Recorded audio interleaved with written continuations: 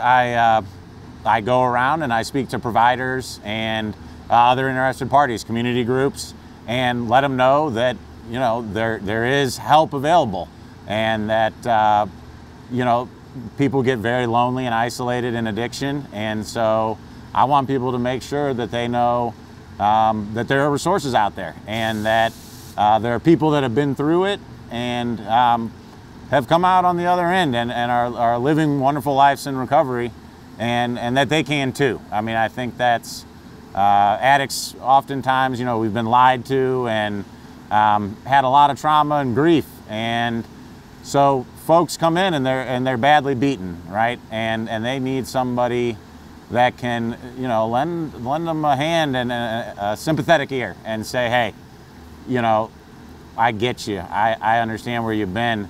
And so I try to, whether it's in the community or I do a lot of work on the internet through Facebook, our website, rehabrocky.com. We do a lot with AdWords. And so my mission is to take the message of hope in recovery out to the, you know, the wider world, right? And any way that I can accomplish that, I try to do. I'm a graduate of Rocky Mountain myself, and it has fundamentally transformed my life.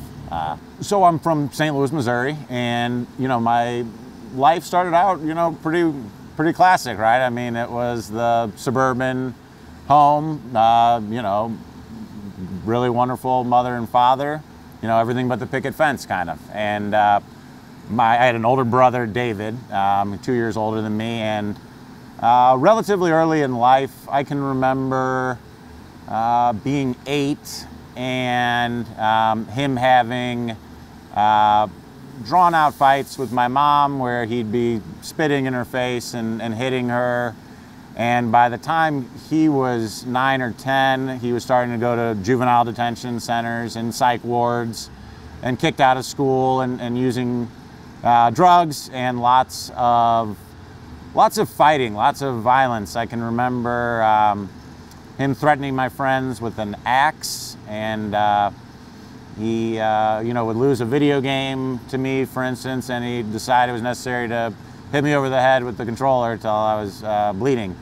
So I would say the first time that I really started experiencing trauma was when I was about 9 or 10. And that always sort of instilled in me a sense of fear, and that people are not to be trusted, and that it's a tough world. I ended up having my cousin committed suicide when I was 10, and that was very difficult. I was very close to her, and I ended up going to boarding school in my parents' best you know, laid plans to try to prevent me from enduring trauma from my brother. And some difficult traumatic events happened at boarding school, and you know, I kind of put things together for a while. I was a loner in high school, smoked a lot of pot, and my best friend in high school actually killed themselves. And there's been a lot of alcoholism in my family, right? I never met my dad's mom, my grandmother. She was an alcoholic and died young. Both my mom's mother was a lifelong alcoholic, and I would say most of my family is a work hard, play hard family. We have some very successful people in our family, but emotions have never been talked about. We're not a cuddly, feely people. It was kind of, we work hard, and that's the way it's going to be. And so I end up graduating from high school. I go to college, and I do very well in college. Went to University of Missouri, and then after that, I had always had wanted to work with kids. And so throughout my life, I would work with Big Brothers Big Sisters, and a series of other just higher achievement as a organization in Washington, D.C.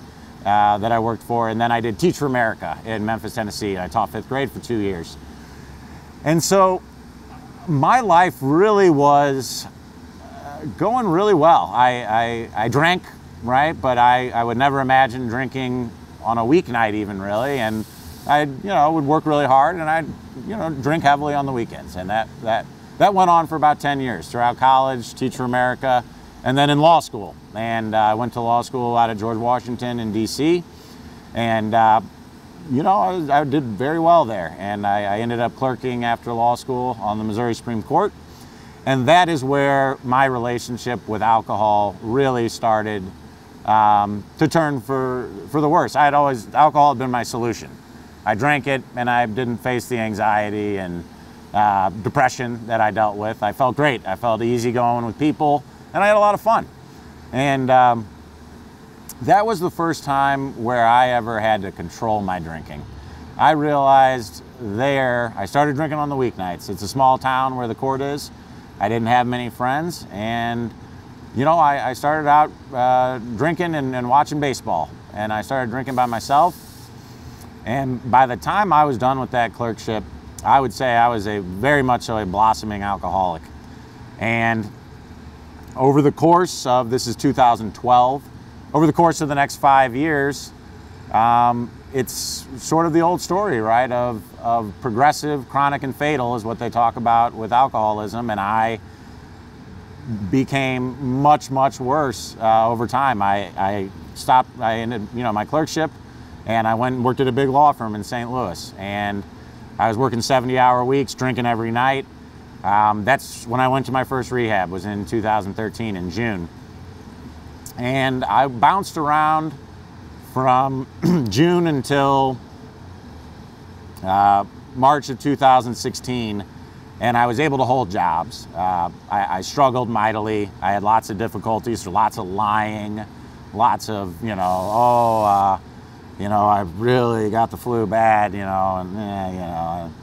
and making up excuses, right? And so by the time 2016 rolled around, I was asked to resign from a nonprofit I was working at in DC, and that's when the bottom fell out. I spent the next year and a half in and out of rehab, going to hospitals. I was hospitalized 7 times for alcohol detox, and I had really lost myself. And I came into Rocky Mountain in August of 2017, and it's been a powerful experience since then. Ones that I can remember being here, they had me write my own obituary, and I mean real granular. We talked about who the pallbearers are, what the songs are. I was able to, sort of surface and at least begin to cope with my brother, who I had mentioned, went on to be a heroin addict for about 10 years, and had a catastrophic car accident that left him in pretty bad shape, and then continued using heroin, and he actually died in January of 2017. But they helped me to kind of face that.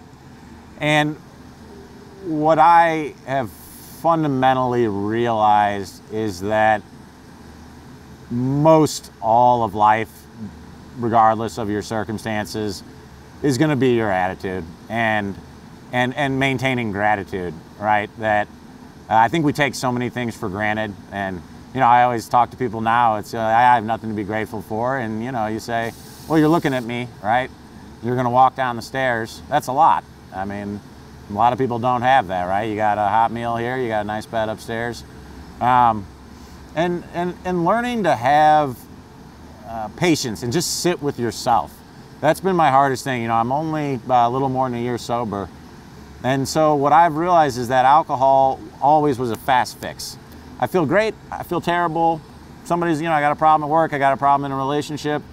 Alcohol is going to make that feel better, and that's how that vicious cycle begins. Of, you drink because you feel bad, and then you feel bad because you drink, and we've all that are in the recovery community have been there. And I cannot thank the people at Rocky Mountain and really the people in Great Falls.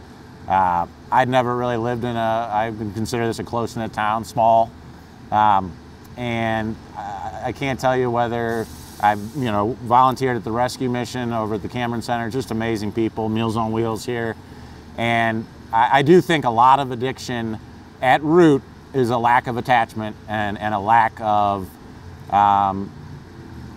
hope, of feeling that people care, that your life matters. And being in Great Falls has just been a transformational experience. There's the people here in Montana, I can't tell you how warm and welcoming and helpful they are. I mean, I had nothing to offer, right? I mean, I came out and I'm broke and I haven't had a job in 18 months, and people really went out of their way to let me know that I mattered and that people cared about me.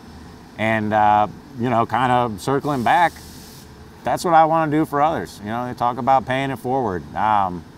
I fundamentally believe, but for the grace of God, right, you know, I would not be here today. I was on a path to, you know, death. And they talk about, you know, the end of the road is, you know, jail, you know, the insane asylum or dead, right? It's locked up, covered up, sobered up. So I guess, you know, those that are out there in addiction, you know, it's not going to be easy. I'm not going to lie. I mean, I've had a lot of problems. It's tough, right? You got money problems. You don't have many friends. You feel bad for, you know, the first few months.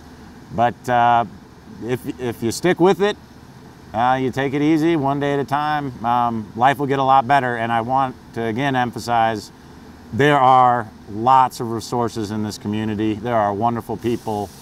And you just need to reach out. And I know it's tough to ask for help, but you know, you can save your life and live a wonderful life.